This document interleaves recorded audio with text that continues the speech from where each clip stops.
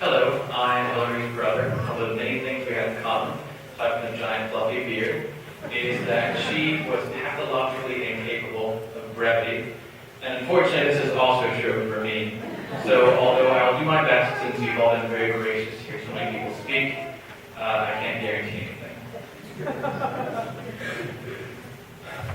It's hard giving a eulogy for someone who exudes eloquence, whose words are wet with wisdom, and whose soul shines forth as she speaks. Of course, it's harder when that person usually edits your writing and tries to get rid of the pretentious bullcrap even if you know she secretly loves the excessive alliteration. But it's hardest when that person is not only your sister, but one of your best friends. Nevertheless, I'm amazed at the outpouring of love and support my family and my family received from the community, and how this is lived out through her death.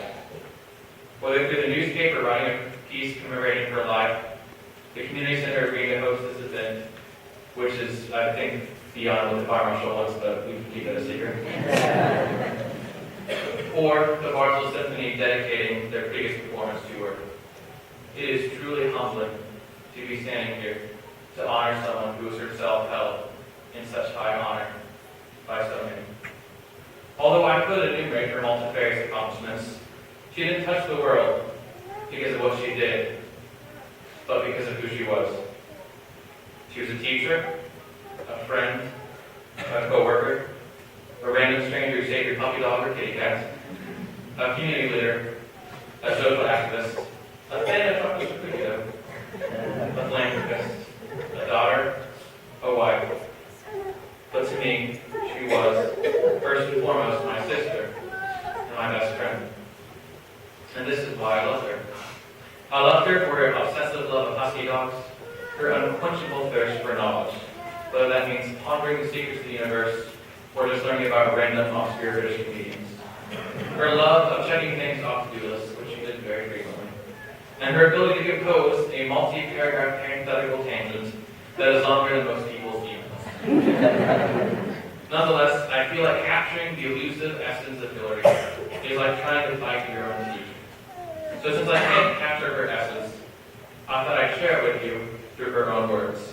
One thing I was privileged to, as being her brother, was I now have over 650 emails sent between 2003 and 2008 to go through and read. And that's not counting the other email addresses we've had or Facebook posts. So here's the best of what I found from Hilary, taken from surveys she sent on Facebook, which are actually quite delightful and funny, and random emails she sent throughout her college career and my college career. When asked, "Do you sing in the shower?" she said, "Yes. And the shower towels love it. They throw roses at me, beg me for encores, and ask for my autograph. Sometimes I oblige, but usually I'll leave them wanting more." Speaking of roses, have you ever been given roses? Yes, not really a fan. Prefer sunflowers and daisies if flowers are really necessary. But most prefer for flowers to be left in their fields rather than savagely kidnapped and sold into slavery. Think of the flower's children growing up bereft of pencil figures and forced to forge their summit on their own. Oh, the horror. Only Hilary could be forlorn, for flowers forced to forge their sunlight on their own. And as you can see when asked, "Have you stolen anything?" the only response was, "Just everyone's heart."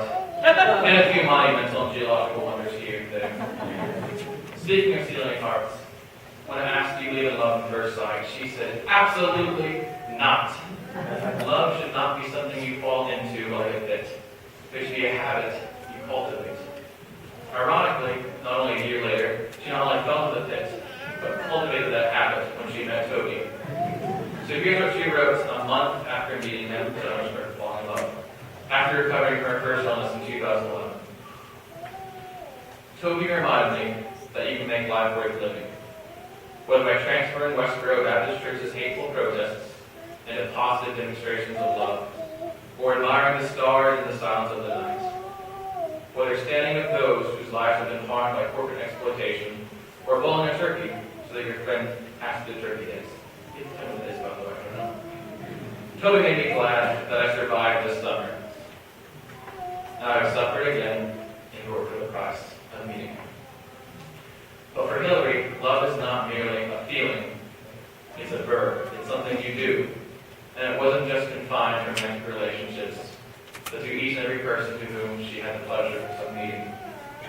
And she once wrote, "So be altruistic. Smile at strangers. Give money to people in need. Listen to people who are sad. But don't do it because you think you'll earn a high five from your pastor or score a hot tub in your heavenly mansion. Do it because you care about your fellow human beings. Do it because the pain of a stranger is your pain. Do it because you happen to inhabit the same time and place as someone who is suffering. And you have the power to ease their suffering. That should be motivation enough." When asked about happiness, she said, "Most Americans seem to believe that happiness is an achievement, a trophy received and placed upon your mantle. I think happiness is what you feel when you're in the process of doing something else. Happiness is what you feel when you're looking forward to something. Happiness is anticipation." That sounds very cynical, but I believe it for very idealistic reasons. Namely, I believe that we should never settle, never stop learning, or trying to improve ourselves, try to help others, or whatever other goal you happen to have.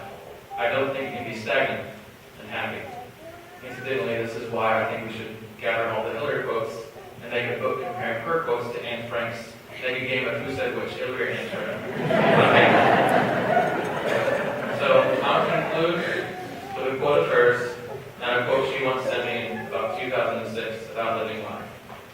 And I hope as you return, as Hilary would say, to your regularly scheduled Wednesday, I hope you put into practice some of these words. I have only this moment, so I feel the urgency of making the most of it.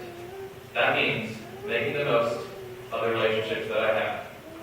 That means investing everything I can into everything I do and everyone I meet." The quote that she sent me all years ago talked about being a master of life, something which I think she was one of the few who did, even at the young age of 30.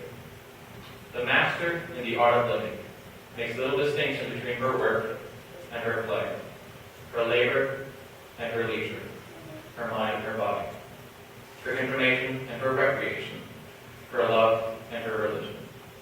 She hardly knows which is which. She simply pursues her vision of excellence at whatever she does, leaving others to decide whether she is working or playing. To her, she's always doing both. So although I surpass her in life, I will never surpass her in living.